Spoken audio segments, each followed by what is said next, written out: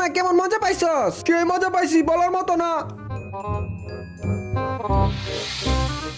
সাদিয়া সাদিয়া কই তুই? 10 টাকা লটারি বেচতেছে, তুই জানোস না? আমি কেন জানবো? আমি তো এখানে বসে খাইতেছি। ও তাইলে আমি যাইগা। চল মত না জায়গা। তোমরা কি দেখতেছো? তাড়াতাড়ি চ্যানেলটা সাবস্ক্রাইব করে বেল আইকন প্রেস করে দাও। আর কমেন্টে তোমরা কই ভাই বোন বলে যাও।